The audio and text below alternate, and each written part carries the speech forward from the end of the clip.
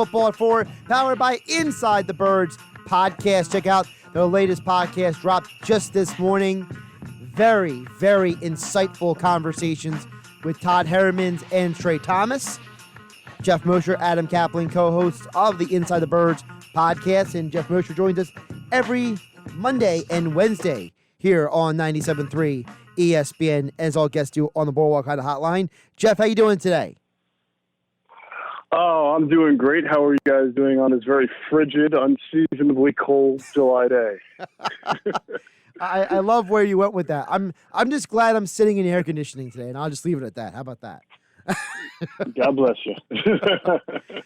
Geoff, we would be remiss if we didn't start with this whole situation that's going on with baseball, because in some ways it does relate to the NFL, because like baseball, the NFL, their plan is not a legitimate bubble. There's an isolation element to it, but there is not a true bubble like the NBA and the NHL is doing. So is there something that the NFL can learn or take from the baseball situation right now?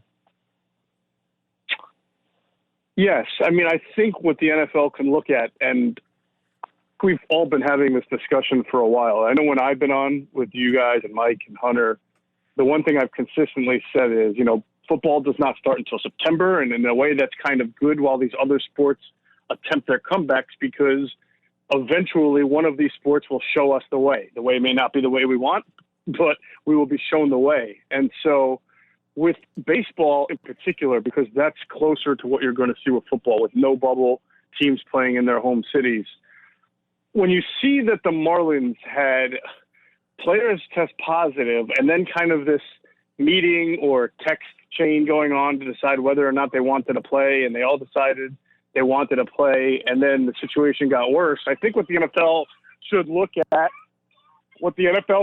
at is kind of an idea of saying we can't let the players police themselves.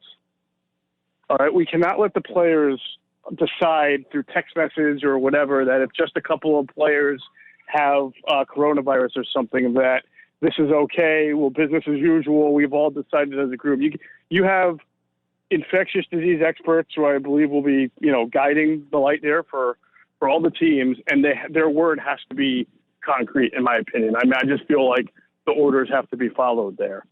So if that's going to be the case, I think that you just can't I think that's what we can learn right now from what we're seeing in baseball, is that you got to take the decision-making out of the hands of and even the coaches, because they think like players too. They just want to go out there, compete, and they think they're invisible as well. It's got to be a higher authority there. Absolutely. I agree completely. But, you mentioned this, and I think it's obvious to all sports fans at this point that the bubble concept compared to the no bubble concept is obviously way different. And do you think it might be a long shot that the NFL sees that the NHL and NBA is working? The plan is definitely going to, at least right now, it's going as planned. So is it possible to make a shift to a bubble concept if the alternative is what's happening with the Miami Marlins?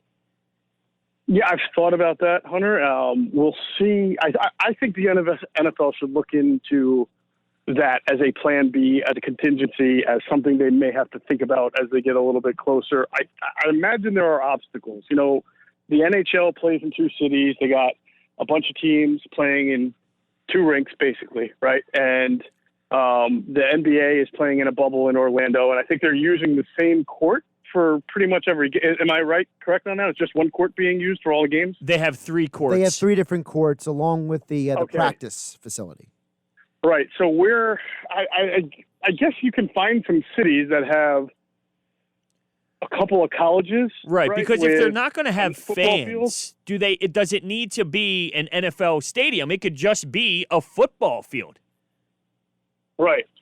And maybe they can find some of those, like the fields that the XFL were using, or the AFL, whatever it was, AFFL the year before that folded very quickly. Maybe you can find something that has a comfortable atmosphere. I mean, I do think college stadiums might be an interesting one. That all just depends on whether there's college football or not. But I don't think it's as easy as what the NBA and the NHL are doing. It's just hard to find places that have all of the amenities that you're going to need for all of these football teams and players. And when you do find a place that may have enough fields, does it have enough hotels the way Disney does. I mean, it's something the NFL should look into. I don't know how realistic it will be. I mean, at the end of the day, maybe you can get it done and it's less than desirable resources, but I think the NFL is going to exhaust every opportunity of getting it done the way they want to do it first, and then maybe having that as a plan B. Geoff, you mentioned about the players policing themselves, and I know when some of the NFL's restrictions initially were coming out over the weekend that people were saying, oh, this is ridiculous. You mean you're really going to suspend a guy for doing X, Y, Z?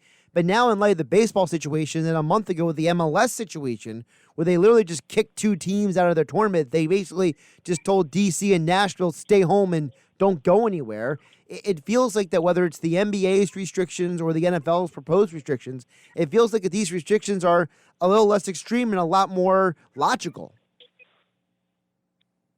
Yeah, it's hard to determine what's logical or not right now. I mean, I think you're right in saying, I mean, if you look at just the fact that the COVID tests are down, at 0% with NBA and NHL, correct. Right? I mean, that's the latest test, but they have 0%. You can't ignore that. You can't look and say, well, geez, they're getting it done. And the MLS, too, you can't ignore the success that they're having for now. I mean, everything can change, and not try to at least incorporate some of what they're doing into what you're doing if you can. Here's what scares me the most about football. The fact that there's an outbreak in a Miami Marlins clubhouse in a sport where you social distance majority of the game, and now we're talking about football where you're tackling one another, you're in the trenches. I just don't know how the nature of the sport allows this to happen. I agree with you. I don't. There's a lot of questions. I mean, I think first and foremost, doesn't everybody want to know how this happened? And I don't know if it's been out there, at least with the Marlins. You know, how is it that with all the testing they've been doing, they still had to have an outbreak? So does that mean somebody wasn't following protocol? Is it just got picked up while they were in transit? Who knows? But those are kind of the questions that the NFL should be asking. Like, how did this happen? And then when they find the answer, you got to write into whatever the agreement is now. Let's add an addendum that there's none of this, there's none of that. If there's a couple of guys tested, then everybody kind of steps back. No team decision. And so, yeah, again, I'm very perplexed on how it happened, and I'm a little bit discouraged because I thought things were going to work. But well, Geoff, it reminds me of. See. By the way, I don't want to be an alarmist. It's not like baseball is completely shut down altogether. It's just, Well, there's a Diamondbacks Padres game going on right now on the television. Yeah, so there's not a whole reason to be completely alarmed and discouraged. This thing is going to be a failure. But I thought the question you just asked is important, which is how did this happen? And I think back to how the NFL players pushed and pushed. We want daily testing. Baseball doesn't have daily testing. They do this every 24 to 48 hours. It gets sent to a lab, and they got to wait for the result. Like, the reason why Juan Soto still hasn't played is because even though he was asymptomatic and one test was positive, one test was negative, he has to wait 24 hours, and then another 24 hours, and then another 24 hours. The NBA, the NHL, the MLS, the UFC, these are all Premier League. They're testing in these dudes every single day, and I feel it's so important the NFL players pushed, thanks to their player reps, pushing to say, no, we want testing every day. Yes, it's a great point. They push for it. Now you see why they push for it.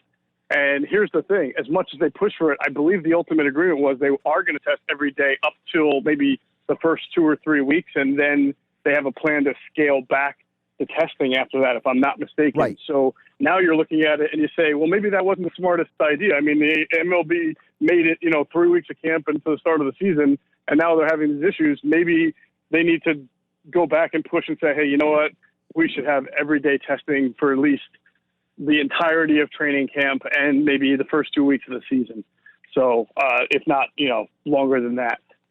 Doug Pederson spoke today to the media. Anything stand out to you? Doug is going to be Doug. Doug is always going to put a shiny, optimistic, positive message forth. And sometimes you have to wonder if he really believes everything he's saying. I mean, he made it, I listened, he said he was as safe can be. And then the NovaCare is their bubble, and he's not fearful one bit. And I think as a head coach, after all the organization has done to do, to safeguard, he has to put that message across. But if I shot him up with truth serum and said, you don't think that there's any chance that there could be an outbreak, or you're not fearful whatsoever of something happening that would stop your team from practicing and playing, I think his answer might be a little bit different. Well, it's interesting you mentioned that, because Doug said, and the quote you tweeted out was Doug saying, you've got to have a plan for everything. Well, I would assume that part of having that plan for everything has to do with the fact that the Eagles keep shaving off more and more guys off of this roster. Almost they're planning for a scenario where they're not going to have a lot of contingency plans, and they may have to cut down the roster sooner than they planned for. And some of the names are guys that you and Adam mentioned on the Inside the Birds podcast. Yeah, there weren't a whole lot of surprises, I thought, in the cuts. Even Deshaun Hall, who was a player who was the darling of training camp last year and didn't really play much in the regular season, but then got hurt. Even after all that, he tore his ACL, so you thought he might get a chance to come back. It didn't surprise me that he was among the cuts, because he's what do they got, like 7 or 8 defensive ends already competing. So that didn't surprise me. Obviously, Shelton Gibson didn't surprise me. The defensive tackle, they cut Albert Huggins. We thought if they were going to trim off a defensive tackle, he would be the one. So there really wasn't any surprises. And you're right, they still have, I think, 3 more to go. So it'll be interesting to see which names they come out with. We mentioned some of those on the podcast that we thought would be vulnerable, that are still on the roster now, and probably wondering the same thing that we're all talking about. Well, speaking of the most recent ITB podcast that dropped this morning, you also had Todd Herremans on, and he spoke about Jason Peters moving from left tackle to right guard. What did you think about what he had to say? Well, Todd is interesting, and Todd is as he admits on the program that we did, he's very fond of Jason Peters. He's admires his career, thinks the world of him, and as he even mentioned, that kind of makes him tend to think it's going to work out well. Although he said that. He said, I'm not trying to minimize how difficult it is, but Jason Peters is a different breed of human being, and so it wouldn't surprise me if it was a smooth transition. But he also acknowledged that there's going to be a lot of different technique and hand placement and things that Jason will have to adjust to. And if you kind of listen to Trey Thomas talk about it, who we've had on, who you guys have had on, Trey is a little bit more, I would say, I don't want to say pessimistic, but he's a little bit more concerned about some of those changes that'll have to be made, and that acclimation into going from tackle to guard for Jason Peters, specifically because of Jason's age and how long he played the left tackle position for. So it's just interesting. It's 2 guys who played together, Trey and Todd, but they kind of see it a little bit differently, where one feels like Jason's got, Peters has a really good chance to make it, and the other one's a little bit more skeptical. Geoff Mosher joining us here on the Boardwalk on the Hotline on 97.3 ESPN Football at 4, powered by the Inside the Birds podcast. Of course, you can follow Geoff as well on Twitter at Geoff Mosher NFL. Geoff, I also was interested what Todd was saying in the contrast you mentioned with Trey is there something to be said for the fact that Todd did have to make that transition multiple times? Because he talked about the fact that they were training him at multiple positions, whereas Peters, and you guys even asked about this, Peters has basically played one position almost the entirety of his career, whereas Todd was consistently being switched around. Yes. Yeah, Todd had that benefit, and not only that, but the benefit of playing multiple positions and being able to maneuver. But as Todd mentioned, a couple of things. One, he always had like the type of arms, shorter arms for a tackle that enabled him to play guard. But he also had a long, slender body that enabled him to play tackle, even with the shorter arms that are more natural for guard. So his body type was able to maneuver for both. Jason's not like that tall, slender guy.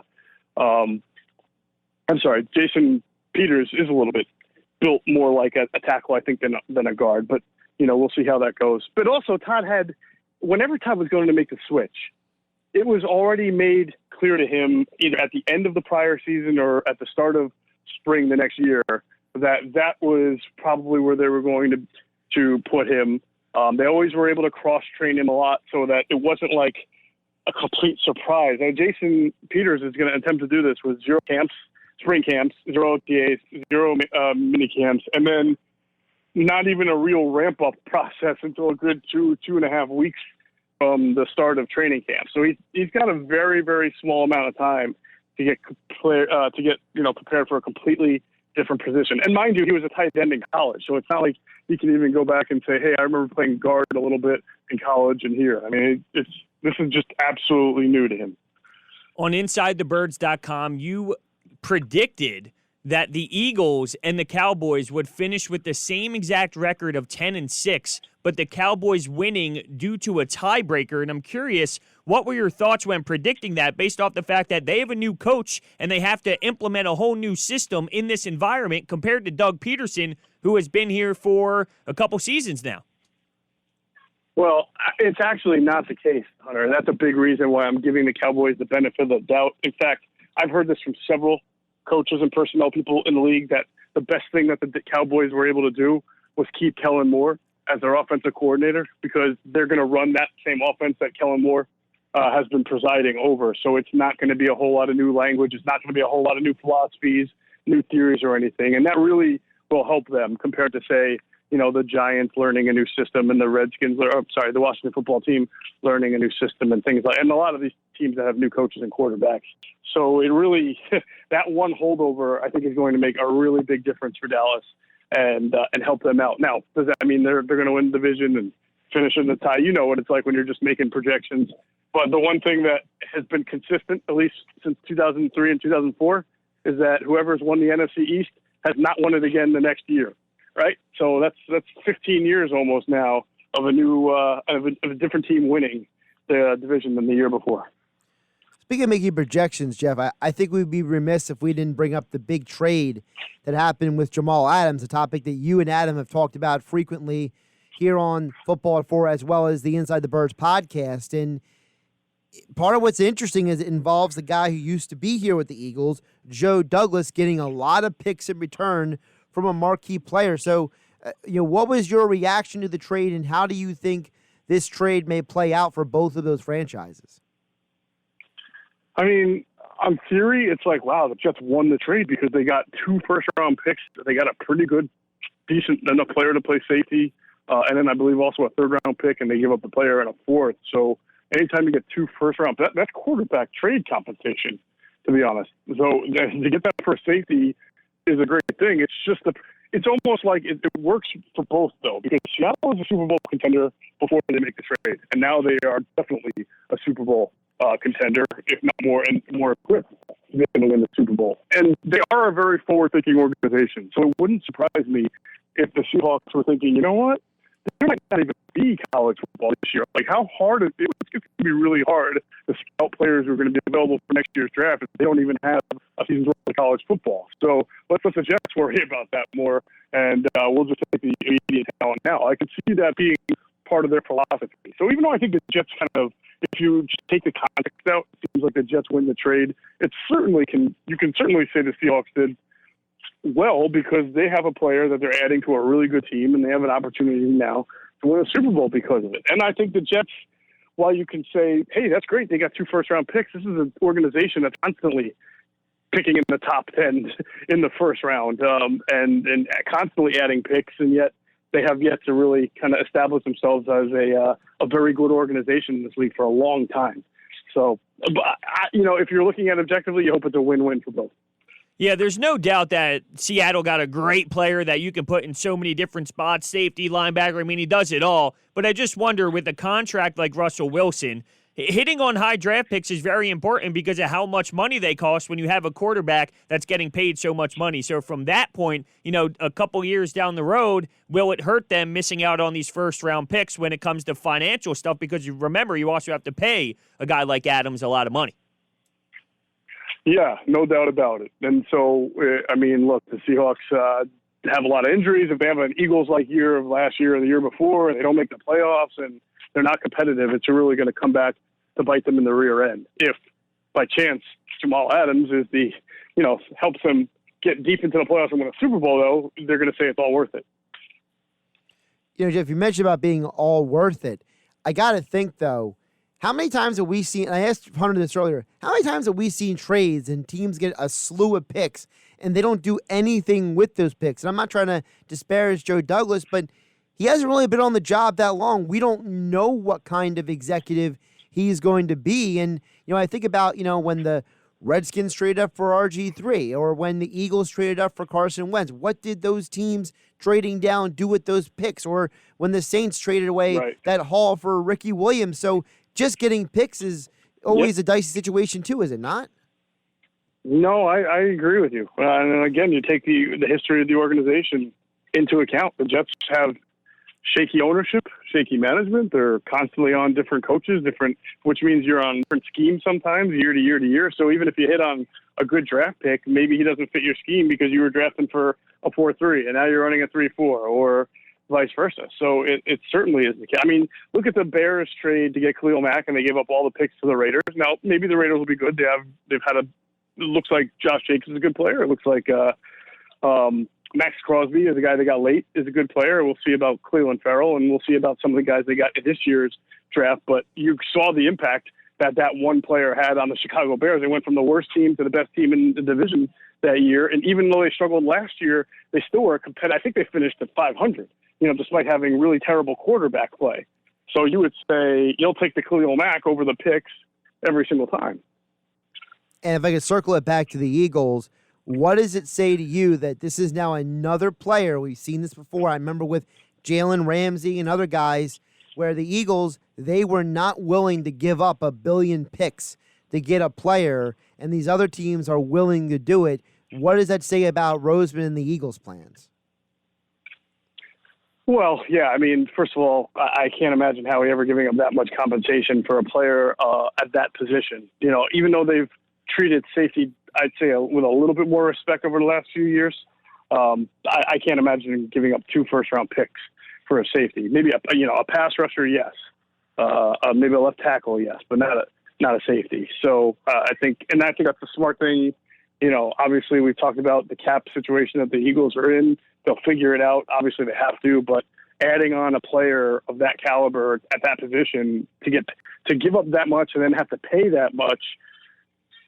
And you have to look at yourself, is he making us a Super Bowl champion? I don't know. I mean, Jamal Adams, I don't know if he definitely makes the Seahawks like a top 3 team, but he fits what they do defensively so well, it's worth it. And, they're a couple of years now into that Wilson extension. So I think it just says about Howie Roseman that it's not that he's unwilling to do a deal. It's just going to be for the right kind of player for what they value. He's Geoff Mosher. Check out the Inside the Birds podcast dropped this morning. Todd Herremans, Trey Thomas, great insights from those guys. Also follow Geoff on Twitter at Geoff Mosher NFL. As all guests, he appeared today on the Boardwalk Honda Hotline. Geoff, always appreciate the time. Thanks, fellas. Talk to you soon.